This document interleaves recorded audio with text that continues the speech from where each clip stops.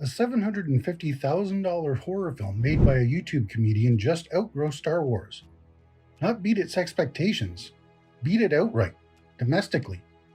A film that cost less than a single minute of a Marvel trailer is sitting ahead of a Star Wars movie at the box office.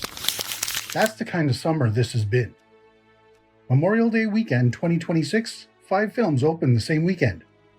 An action sequel, a fashion comeback 20 years in the making, a Michael Jackson biopic nobody expected to become the highest grossing music film in history, a film about detective sheep, and a Billie Eilish concert movie. 5 completely different audiences, all filling seats on the same weekend. That doesn't sound remarkable until you remember last summer. I made a full breakdown of Hollywood's 2025 summer, the consecutive flops, the empty weekends, the $300 million in losses. One event film per weekend, nothing around it. Audiences picking the one thing worth showing up for and staying home every other week. I'll drop that one on screen at the end if you want a full picture of what this summer is recovering from. This summer is tracking at over $4 billion, 14% ahead of last year's pace. But the number isn't the only story. The story is how they got there. And it starts with a film that had no business being the biggest opening of its weekend. The Devil Wears Prada 2. Love me. Nobody predicted a $76 million opening. Not the analysts, not the trade, not the studio itself. A sequel to a 2006 film targeting an audience that Hollywood spent a decade writing off. It opened bigger than Fantastic Four did last summer, a $200 million Marvel film with 60 years of IP behind it. As of this video, Prada 2 has crossed $676 million worldwide. Hollywood told itself this audience was gone. One film, $676 million, and the entire assumption collapsed.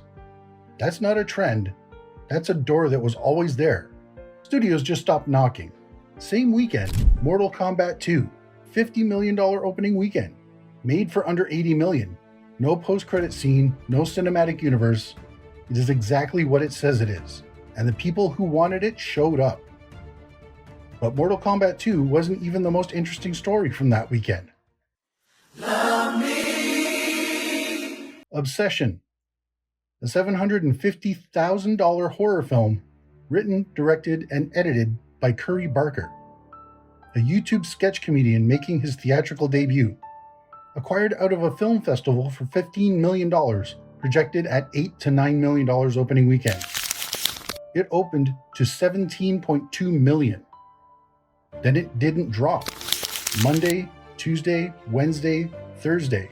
The session stayed number 1 in North America 4 days straight. The audience didn't just watch it, they walked out and told everyone they knew to go see it, right now. $290 million worldwide on a $750,000 budget. And it didn't come alone. Backrooms, another original horror film this summer, has crossed $249 million. 2 original horror films, both past $200 million, both built entirely on word of mouth. If this is the kind of breakdown you come here for, this is a good moment to subscribe. There's a lot more of this summer to get through. One spot down from Obsession on the chart, The Sheep Detectives, Hugh Jackman, a family mystery comedy about sheep solving a murder. No existing IP, tracking towards $85 million global on a $75 million budget. In the summer, every analyst said original IP couldn't open. One weekend, a video game sequel, a YouTube director's debut, Detective Sheep, all finding their audience at the same time. I also broke down how Hollywood finally cracked the video game movie curse in a separate video. Worth watching after this one if Mortal Kombat 2's number surprised you. Then there's the number that made the entire industry pay attention. Not in May, back in March.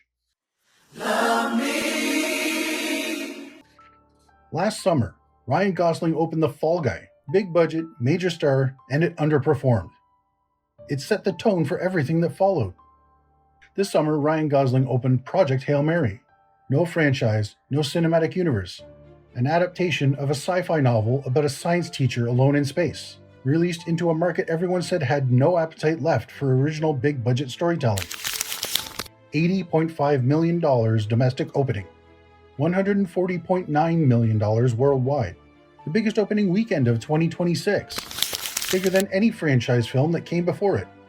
It went on to make $681,624,656 on a $200 million budget, becoming one of the biggest non-franchise openings in history. Same actor, different summer, different film, different result. And while all of this was happening, Michael crossed $934 million worldwide. That number just passed Bohemian Rhapsody's lifetime gross of $911 million. A film that won Best Picture and is considered one of the most successful music biopics ever made. Michael didn't just find an audience, they found a generation who wanted that story on the biggest screen available and kept coming back. Now here's where the summer gets complicated. Love me. Star Wars, The Mandalorian and Grogu. Domestic gross right now, $165,778,973. The lowest theatrical Star Wars performance in over 20 years, lower than Solo. And here's the number that puts it in perspective. Obsession. That $750,000 horror film made by a YouTube comedian has made $191 million domestically. It beats Star Wars outright. Backrooms is sitting at $160 million and is closing in. The Force Awakens opened at $248 million in a single weekend. Even the underperformers, Rogue One and The Last Jedi, cleared $150 million. Disney made so much Star Wars content, shows, specials, films, that the brand stopped being an event. And when something stops being an event, a horror film that costs nothing can beat it at the box office. Every other studio this summer is fighting for the audience's decision. Disney is still assuming it. Love me. Super Mario Galaxy just became the first billion-dollar film of 2026. $1,005,042,750 worldwide. A video game adaptation, animated, family-friendly. $1 billion in a summer analysts spent January calling structurally compromised. And we're not even halfway through. Toy Story 5 just opened 2 days ago. $71 million domestic, $58.3 million international, $129.3 million worldwide on its opening weekend. Spider-Man Brand New Day hasn't opened. Nolan's The Odyssey is still coming. The second half of the summer has more firepower than the first. I'll have an update once Spider-Man releases and a full summary in October. That's another reason to subscribe if you haven't already. In my 2025 breakdown, I talked about how Fantastic Four, Superman, and Jurassic World Rebirth all chased the same audience on the same weekends. Love me. Studios assuming viewers would just keep spending on all three. They didn't. Look at summer 2026, and the difference is immediate. Project Hail Mary for the book readers and space enthusiasts, Prada 2 for the audience Hollywood wrote off, Mortal Kombat 2 for the video game crowd, Obsession and Backrooms for the horror audiences who reward craft, Michael for everyone who wanted that story told properly, The Sheep Detectives for families who wanted something original, Toy Story 5 for an audience that waited years to see how the story actually ends. The audiences overlap. A lot of people who watched Prada 2 also saw Project Hail Mary. But that's exactly the point. When the films are good enough, the core audience shows up, and the casual audience follows. Word of mouth does the rest. That's what 2025 never had. Fantastic Four carried years of Marvel brand erosion. Jurassic World had numbers but not the quality that makes people tell a friend. Superman did respectable business, but confused casual audiences who didn't know which Superman this was, or why the last one was gone. Quality and trust. 2026 got both right. Before I wrap, Disclosure Day just released. Worldwide right now, $98 million. I saw it. My showings were packed, and I thought it was pretty good, but the reception seems divisive. How did it perform by the time you're watching this? Did you see it?